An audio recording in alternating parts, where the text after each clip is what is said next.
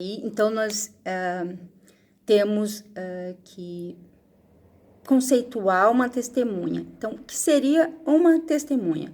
A testemunha é aquela pessoa que é estranha ao feito, né, ao negócio jurídico, que se apresenta em juízo para dizer o que sabe, né, sobre aquele negócio jurídico, sobre aquela lide, tá? Então, de uma forma geral, né, o depoimento da testemunha, ele é sobre aquilo que a testemunha, que a pessoa presenciou, né? Mas ela pode também narrar, né, fatos que ela ouviu, mas que não presenciou, mas que ela é testemunha porque ouviu de uma outra pessoa, tá? E a testemunha, ela tem que ser uma pessoa estranha ao feito, ao negócio jurídico, tá? Porque se ela for parte, ela não é testemunha, daí seria um depoimento pessoal, tá? E não uma prova testemunhal, tá? E cabe prova testemunhal para todo o negócio jurídico, tá? Mas,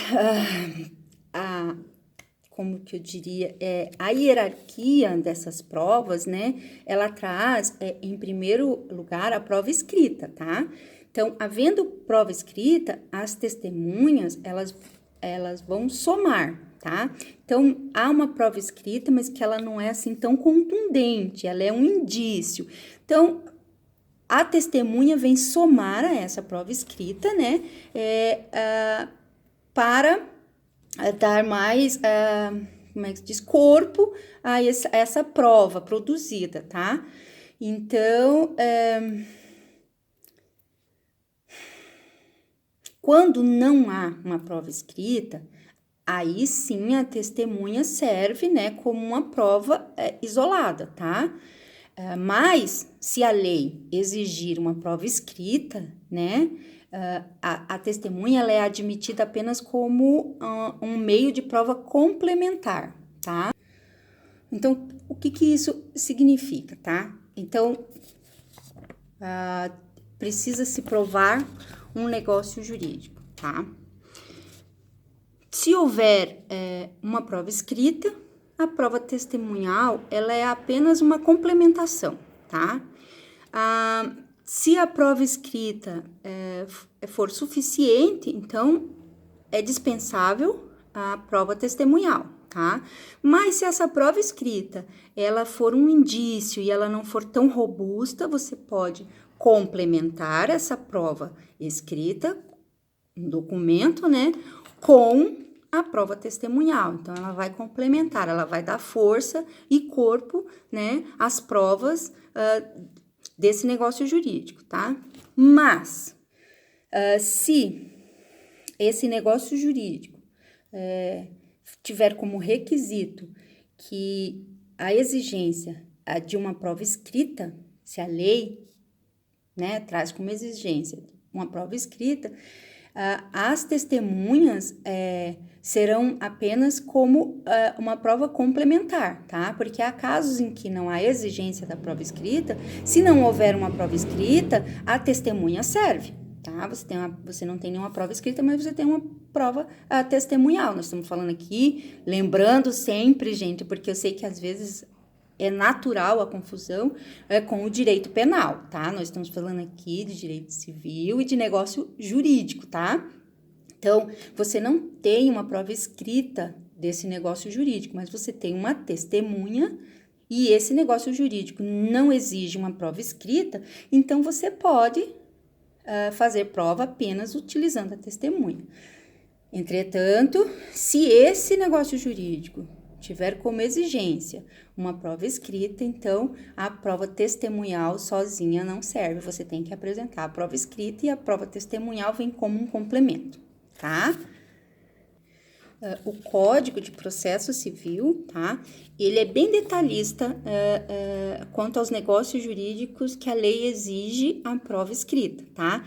Então, para esses negócios jurídicos, né, tá estabelecido lá no Código de Processo Civil que esses negócios jurídicos que tem como exigência a prova escrita, a oitiva da testemunha, ela não é vedada, tá?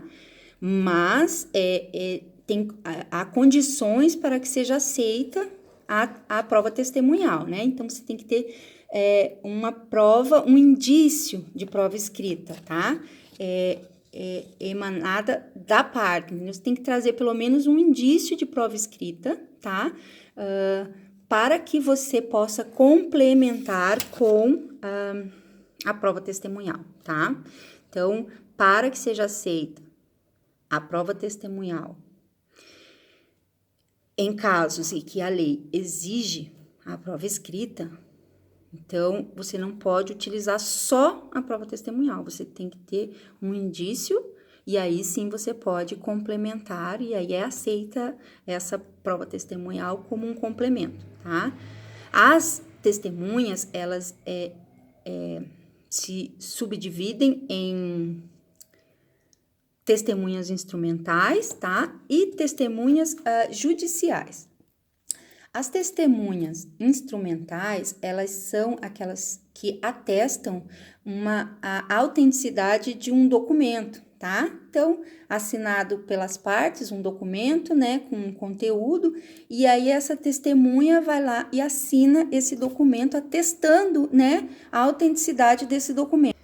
Então, nesse caso, né, é um instrumento que requer essa testemunha instrumental, ela só atesta a autenticidade, né, daquele instrumento. Como exemplo, para ficar mais claro para vocês, nós temos o quê? O testamento. O testamento é um documento, né, redigido pela parte, né, que é o testador, e aí a lei pede testemunhas. Então, as testemunhas vão lá, né, assinam aquele documento atestando a autenticidade daquele instrumento, tá? O casamento também. As pessoas celebram o casamento e é necessário que haja assinatura de testemunhas, né, corroborando a autenticidade daquele instrumento. Então, essa é a testemunha instrumental, tá? A testemunha judicial, né, é aquela que participa na ação judicial. Ela é chamada pelo juiz para depor, né, sobre um fato que pode ou não ser jurídico, tá? Então, essas testemunhas judiciais, elas prestam um depoimento sobre a respeito, né, de um direito, ou também pode ser uma opinião técnica, tá? Mas, de fato mesmo, ela pode ter sido ela pode depor sobre um fato que ela presenciou também, tá? Então, eu tô com uma alergia hoje, então tá bem difícil, mas vamos lá, né? Que a gente tem que ser firme, né? Então, vamos lá. Vou reformular essa ideia. Então, é um depoimento, tá? A respeito de um direito ou uma opinião técnica, quando é um profissional que vai dar uma opinião técnica sobre algum fato ou algum documento, tá? Ou pode ser também um depoimento sobre um fato que ela presenciou, tá? Daí ela é testemunha presencial. Ou sobre alguma coisa que ela ouviu falar, que daí é uma testemunha de referência, tá? Então, quando a testemunha, ela vai depor sobre um fato que ela presenciou, ela é uma testemunha presencial. Quando ela vai depor sobre alguma coisa que ela ouviu falar, então ela é uma testemunha de referência, tá? Outra forma de prova é a presunção. Então, a presunção, ela é um meio indireto de se provar a ocorrência de um fato, tá? Então, presume-se a ocorrência de um fato, né, incerto a partir de um fato certo, tá? Então, a parte demonstra que ocorreu um outro fato e a partir deste fato extrai-se que ocorreu um fato incerto, né? Que se quer demonstrar porque é presumido que se ocorreu esse fato, presume-se então que ocorreu o outro também. tá? Então, essa é a presunção. E essa presunção, ela pode ser legal, né? Ou comum, de acordo com a sua origem, tá? Legal, nós já vimos que decorre da lei. Então, a presunção legal, ela decorre da lei, né? Já a presunção comum, que também é chamada de presunção simples, né? Ela é extraída a partir de alguma coisa que é costumeira a acontecer, entendeu? É costume acontecer daquele jeito, então presume-se que aconteceu daquele jeito, tá? A presunção legal, então, é imposta pela lei, né? Então, presume-se verdadeiros os fatos, né? A lei diz assim, ó, se ocorrer dessa forma, presume-se que é verdadeiro. Ou a presunção comum ou simples, que é aquela presunção que decorre dos costumes, né? O que costumeiramente se faz nessas ocasiões, então, presume-se que tenha sido feito, já que é costume fazer aquele fato ocorrer, tá? Então, as presunções legais, que são aquelas impostas pela lei, elas se subdividem em presunções absolutas e as presunções relativas, tá? As presunções absolutas, a lei, nesse caso, não admite que se prove ao contrário dessa presunção, tá? Por exemplo, a presunção que decorre de uma coisa julgada, tá? Nós vimos lá no início do semestre, né, que a lei de introdução às normas do direito brasileiro, no artigo 3º, tá? Diz que, né, todos conhecem a lei, tá? Então, presume-se que todos conhecem a lei. Por isso, não é dado a ninguém o direito de dizer que desconhece, tá? Então, é uma presunção de que todos conhecem a lei, porque está estabelecido na lei, tá? Que ela é uma presunção absoluta, não admite prova em contrário, tá? A coisa julgada também é uma presunção absoluta, não admite prova em contrário, tá? Já a presunção relativa, ela admite uma prova em contrário, tá? Então, quando a presunção é relativa, então, o que acontece? Há uma inversão do ônus probatório, tá? Quem normalmente precisaria provar, né, demonstra essa presunção relativa, faz com que a outra parte precise provar o contrário, tá? Por exemplo, a paternidade dos filhos concebidos na constância do casamento. Nesse caso, é uma presunção relativa, tá? Então, a paternidade daquele filho que foi concebido na constância do casamento, presume-se que o marido é o pai, certo? Cabe, como é uma presunção relativa, cabe prova em contrário. Então, esse pai, ele pode apresentar provas contrárias. Então, nesse caso, que a mãe, com essa presunção relativa, só precisa comprovar que a criança foi concebida na constância do casamento. Estava casada, a criança nasceu em tal data, então foi concebida na constância do casamento, né? Presume-se que o filho é do marido, tá?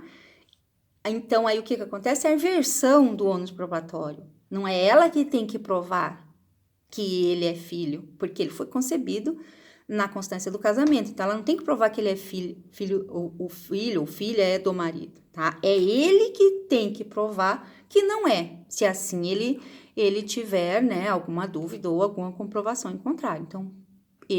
Então, quando a presunção é relativa, ocorre essa inversão. Não tem que se provar, né, o fato, basta você ter a presunção relativa, né, como é nesse caso da paternidade de um filho concebido na constância do casamento. Então, há uma presunção de que o filho é do marido, tá? Então, aí a outra parte é que tem que provar o contrário, a inversão, né, do ônus probatório, tá? Perícia, né? O que é a perícia? A perícia é uma prova técnico-científica, tá? Então, ela é realizada por um técnico para esse fim, né? E ela né, requerida, essa perícia. Pode ser tanto pelo juízo quanto pelas partes. Então, dependendo dos fatos que se quer provar, essa prova é fundamental, tá? Então, é uma prova feita por um técnico, né? Por uma pessoa especializada naquele fato, naquele documento, tá? Então, por exemplo, você quer provar a ocorrência de um erro médico. Para fazer uma prova técnica, é preciso que se tenha conhecimentos, né, nessa área. Então, tem que ser uma prova técnico-científica, tem que ser feita por um perito médico, né?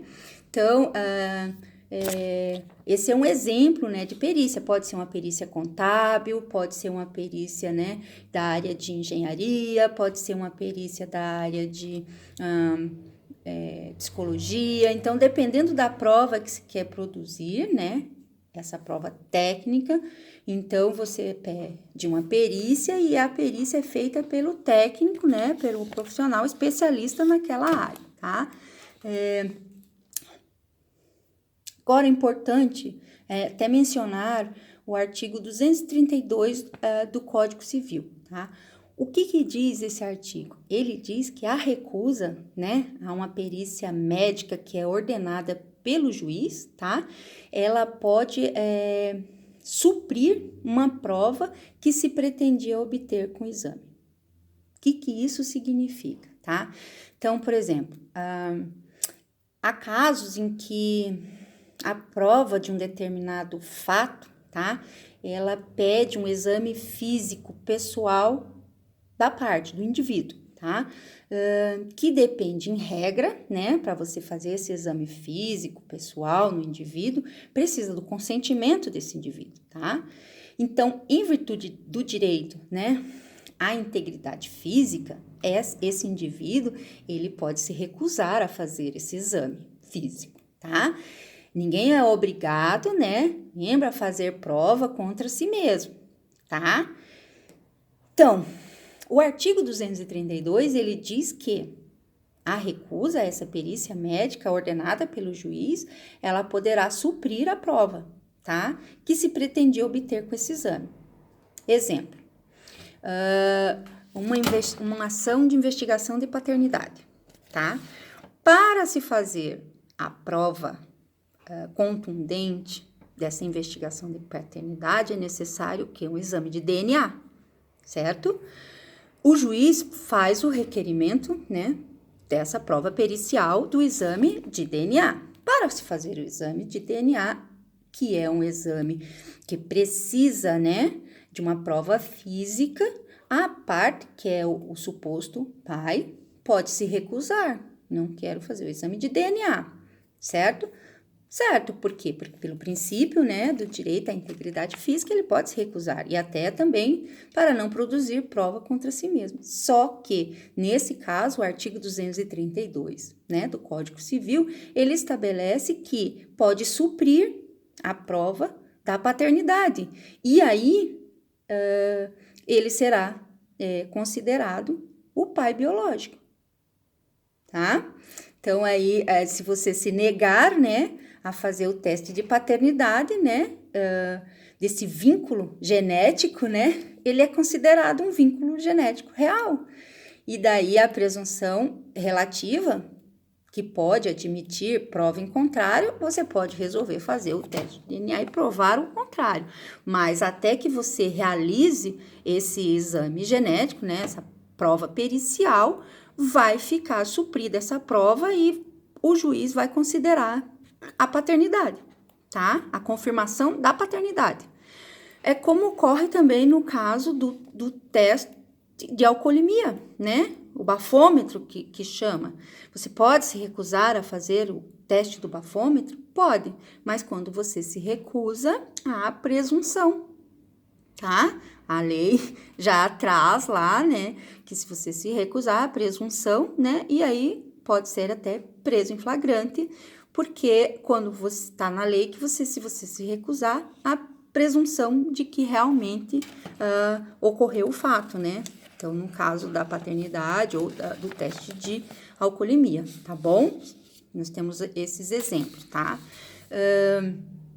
A prova, né, especial pública, que é, né, a exigência da forma pública, que a gente vê que é um instrumento, que a gente viu no início dessa aula de hoje, um instrumento, né, público, né, a escritura pública, é um negócio jurídico, né, formal, porque ele exige uma forma pública especial que vincula a prova, tá? Então, nós temos o exemplo de todos os casos em que há exigência da escritura pública, né? É o caso, a gente viu, da emancipação, né? A emancipação concedida pelos pais ao filho, né? Que lembra que a gente tem que ter, o requisito desse filho tem que ter 16 anos, né? Então, aí, a partir dos 16 pode fazer a emancipação, mas para fazer a emancipação, a lei exige o quê? Que seja feita através de escritura pública, tá? Então, essa é uma prova especial, é uma prova que vincula o negócio jurídico, tá? A escritura pública, ela é lavrada em notas, né, de tabelião, então ela é um documento dotado de fé pública, tá? Então ela faz prova plena, é uma prova especial pública, ela faz prova plena. Se você tem o documento, a escritura pública, já provou, né, a prova plena desse negócio jurídico, tá? Já a prova particular, que é um instrumento, né, particular, é quando alguém vincula, né, instrumento particular, é preciso que um requisito para que ela se vincule nesse negócio jurídico através desse instrumento particular, é preciso que ela esteja na livre administração, né, e na disposição dos seus bens, né, e interesses. Tá lá no artigo 221, né, do Código Civil, que traz como requisito para a elaboração, né, desse negócio jurídico através do instrumento particular, que a parte esteja, né, livre, né, na administração e na disposição dos seus bens, tá? O que se entende por livre administração, né, e disposição? A administração, né? A livre disposição, a livre administração pressupõe a capacidade, né? Lembra que a gente falou capacidade civil, que a gente estudou logo no início do semestre? Então, é um requisito geral que seja uma pessoa capaz para poder fazer esse instrumento particular, tá? E a livre disposição é a disponibilidade do direito a que se refere aquele negócio jurídico. Então, um instrumento particular a parte tem que estar na livre administração dos seus bens, então ela tem que ser uma pessoa capaz, tá? E a livre disposição também, que é um direito, a disponibilidade do direito que está sendo objeto daquele negócio jurídico. Então, se eu não sou a proprietária de um bem, por exemplo, um veículo, eu não posso, tá, dispor daquele bem. Então, eu já não posso fazer a venda dele através de um instrumento particular, porque eu não tenho disponibilidade do direito de propriedade daquele bem para fazer a alienação dele através de um instrumento particular, tá? Então, esses são os requisitos do instrumento particular, tá bom? Por hoje é só, tá bom? Vai estar disponível para vocês a apresentação dos slides e uma atividadezinha, tá? Avaliativa para vocês fazerem, tá?